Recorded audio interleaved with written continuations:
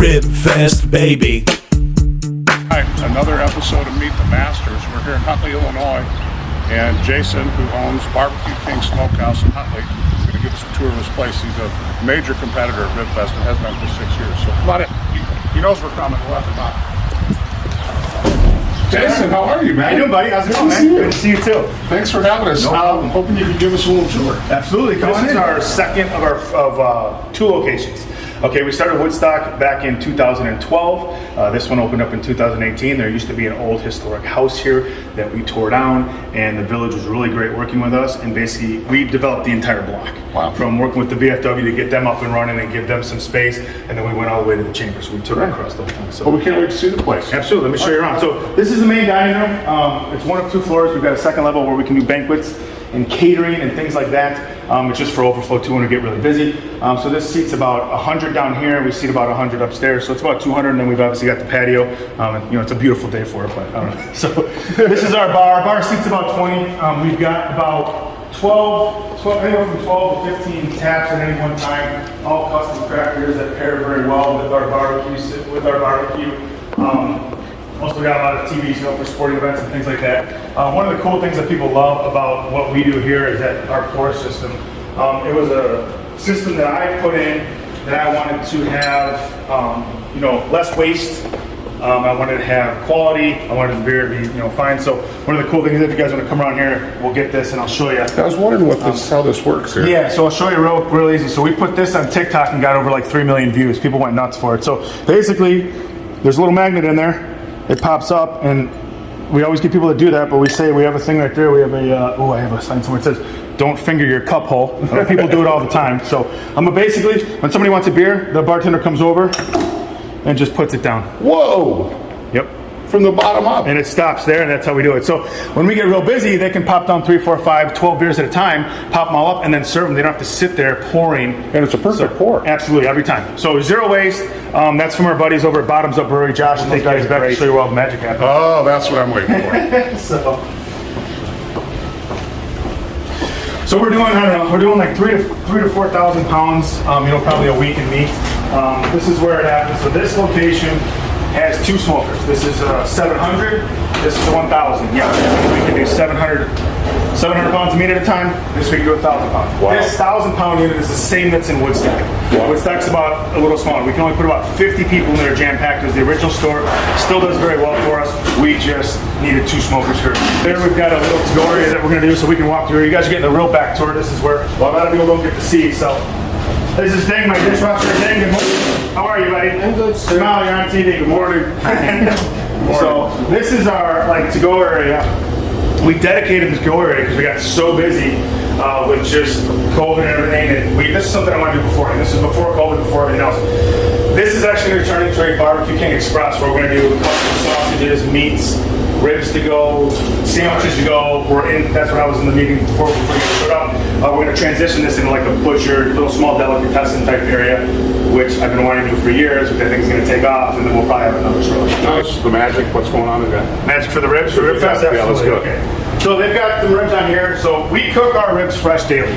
The reason that we run out, or we're so good as far as I think we are, is because these ribs just went on this morning. The guys come in early. They went on early. We cook them. That's for lunch. If they're not done at 12:30 or 11:30 or 11, they're not done. You have to wait. Then those get sold for lunch. We put on our PM cook is what we call it. We cook those. We get those ready for dinner. Okay, so they're always fresh. Let's see where we're at in the process. We kind of just got them perfect, so that's great. So there's what we've got started for today. A little bit lower. A little bit different than you pulled a lot out for lunch already. Absolutely. Yeah. These are all pulled out. These we're just finishing off. And then it's a little bit different than Ribfest where we're putting 150 on at a time and we're cranking. So it's also a Wednesday, so it's a little bit less. Friday, Saturday, these things are chock. All right, so one of the cool things that we did here is this was kind of our wall of fame that I came up with. So in 2016, happened to be the first year of Elkhorn Ribfest. Ironically for us, that also happened to be the year that we did about 18 events and I almost killed myself. Okay, so we went all across the country from Maine to St. Petersburg to Oklahoma to Nebraska. We just did everything. We won every single competition that we ever did in 2016. Wow. Hands down. We did it. It was one of the best years we've ever had. It kind of what put us on the map. We got featured on Food Network, Chicago's Best, featured first thing in the morning for Fox. and just really got asked to do a lot of shows. So I decided to say, hey, you know, let's be proud of what we did. It wasn't only for me, it was for my family because they sacrificed a ton to let me go out and do that. It was also for my employees that helped me. I mean, you can't do it without employees. Well, let's talk about your family and employees. You know, when you're competing at Ribfest in Elkhorn, it's like your whole family's there. The whole family's there. I mean, my son Gavin, who turns 13 this year, my daughter Juliana, who's 10, my wife Nicole, my in-laws, her parents, her sister-in-law. Unfortunately, you know, my parents are gone, you know, at early ages, so they don't get to see what we've done. But it's a family function. Yeah. I mean, I'm pulling friends. I have kids, college kids that have come back for the last 10 years to help me. We've already started talking about it since about January and how we're going to set up and what we're going to do because we're so busy. Like I told you before, I'm fully confident in your event because I won by you as well, but winning is how long you can get your line to go every year because people remember you and they know how good your food is. Yeah. If you put out quality food year after year, when you come people remember. Upstairs, and then again, you know, this is just one of the map keys we did for the events. It just kind of shows where we went all over the country and kind of what we did. So that's just another fun thing that we did. People always ask, and they really like that as well. So this is the upstairs. Oh, right there. Hey. Yep. Yeah, there's the 2000. Yeah, there it is. Yeah, right there. I have that one up there. So, and that is honestly, that's my favorite trophy. That's why I put it there because it's honestly the coolest one we have. I've got a lot of them, but that's the coolest one. Thanks. So this is the upstairs. We went with an open concept to kind of create, you know, just the ambiance and the effect. So we can do private parties, we do business meetings, and then this is just overflow for service. Well, hey, Jason, thanks again for the tour. Beautiful place. Thank you. So what made you decide in your life to get into the barbecue business? How did that all start? Long story short, I was running a charcoal and firewood company. So I would just deliver and distribute charcoal and firewood to all the churrascarias, all of the steakhouses that use wood. It was a concept. So we started that about 2004. Ironically, I had been laid off during the time I was an executive recruiter after I got out of college and played college football. So I was doing that, wasn't real happy, got laid off.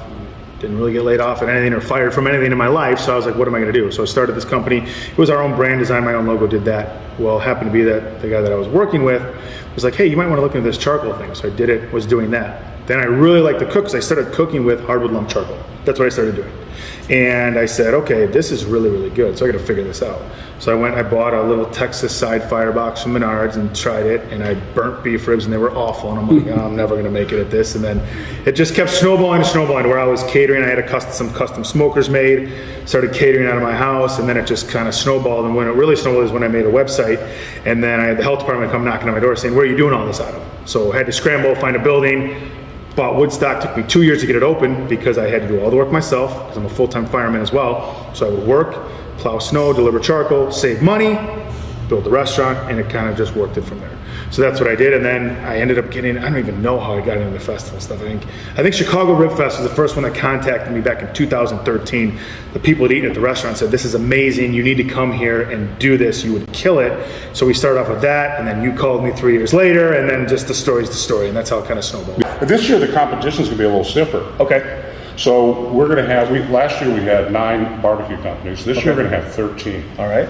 And your barbecue is some of my favorite barbecue I've ever had. Mm-hmm. And at Ribfest, you're always one of my favorites. And there's a lot of good barbecue, but you really stand out. There you go, buddy. That's what you have to look forward to, because that's going to be the same ribs that come right out of our setup like it has every year for the past 6 years. They're done perfectly, too. I can tell it's pulled away from the bone a little bit. Yep. And your sauce is fantastic. Yep, and we do them with the sauce, so it doesn't matter to me. So yeah, fantastic. All right. Well, thanks again. No problem, man. Thank you.